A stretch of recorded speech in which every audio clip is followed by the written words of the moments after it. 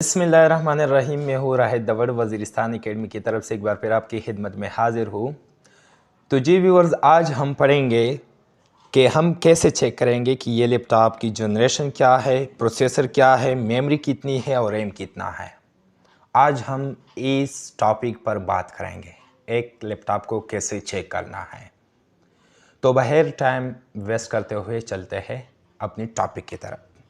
तो इसको चेक करने के लिए हमने क्या करना होगा, दिस पीसी पर आकर इस पर राइट क्लिक करना होगा। दिस पीसी पर यहाँ पर आपने राइट क्लिक करना है और इस यहाँ पर प्रॉपर्टीज़ में क्लिक करना है। प्रॉपर्टीज़ यहाँ पर आने के बाद आपने क्या करना है, यहाँ पर हमारे पास ज़्यादा ऑप्शंस हैं लेकिन हमारा काम सिर्फ दो के साथ है, प्रोसेसर और इंस्टॉल्ड मेमोरी यानी रैम के साथ। प्रोसेसर, और ये भी याद रखें कि प्रोसेसर के बारे में एक ख़ास वीडियो आ रही है जिसमें मैं आपको बेहतरीन प्रोसेसर के बारे में बात सिखाऊंगा कि बेहतरीन प्रोसेसर कौन सा है और क्या फ़र्क है इसमें।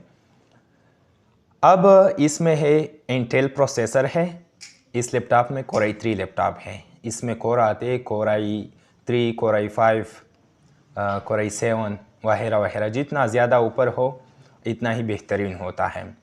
अब हमने चेक कैसे करना है कि ये इस लैपटॉप की कितनी जनरेशन यानी कितनी जनरेशन वाला लैपटॉप है ये।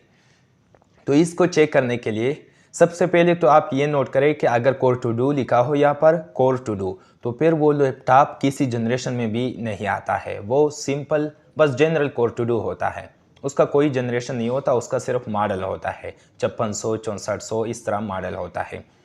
अगर कोर टू डू ना आया हो, कोर i3 आया हो, कोर i5, कोर i7, तो फिर ये हम कैसे चेक करेंगे। इसको चेक करने के लिए कि अगर यहाँ पर कोर i3 आया है, अब आपने इसके बाद जो डिजिट्स आए, फॉर एग्जांपल 4030U, अब आपने इसके पहले डिजिट को नोट करना है। अब इसमें पहला डिजिट क्या है, 4 है। क्या है, 4 है। तो इसका मतलब ये है कि ये 4 जनरेशन लैपटॉप है, यानी 4 जनरेशन है। कोर i3 4 जनरेशन है ये। अगर सेकेंड हो तो यहाँ पर 2 लिखा होगा, थर्ड हो तो फिर 3 लिखा होगा, फिफ्थ हो तो 5 लिखा होगा। अगर क्वेश्चन ये भी आता हो अगर फर्स्ट जनरेशन हो तो फिर हम कैसे जानेंगे। यहाँ पर कभी कभार तकरीबन 100% में से 1% ऐसा होता है कि यहाँ पर 1 लिखा होता है, लेकिन ज़्यादातर नहीं होता है। तो फिर उसको हम कैसे चेक करेंगे। तो फर्स्ट जनरेशन को चेक करने के लिए यहाँ पर core i3, core i5, core i7 वो तो लिखा होगा, लेकिन यहाँ पर इसके बाद कोर i3, कोर i5 या कोर i7 के बाद यहाँ पर अल्फ़ाबेट्स लिखे होंगे, जस्ट लाइक MU या फिर कुछ भी लिखा होगा। अगर ये लिखे हो तो फिर आप जान लो, और इसके साथ साथ 3 डिजिट्स होते हैं, 3 हिस्से होते, ज़्यादा नहीं होते, तो फिर ये लैपटॉप क्या है, फर्स्ट जनरेशन है।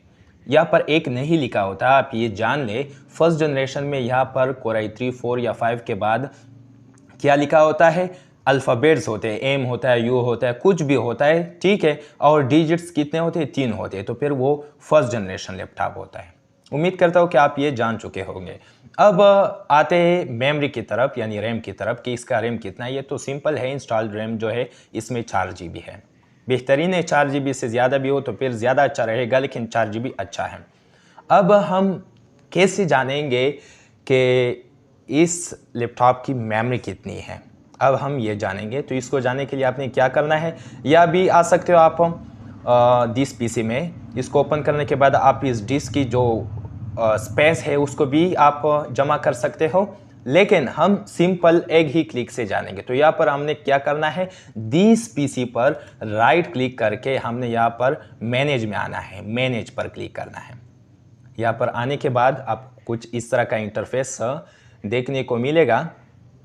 अब यहाँ पर हमने कहाँ पर आना है, यहाँ पर हमने डिस्क मैनेजमेंट का ऑप्शन ढूंढना है। यहाँ पर है आखिरी, सेकेंड लास्ट है डिस्क मैनेजमेंट। यहाँ पर आने के बाद आपको इस तरह इंटरफेस मिलेगा। तो यहाँ पर आपने क्या करना है, ये जो है ना सबसे पहला आपने इसको देखना है। यहाँ पर लिखा है 119.12 GB, इसका मतलब 119 GB। तो फिर अगर 119 हो तो फिर ये 128 में आता है, 128 GB है यानी इसकी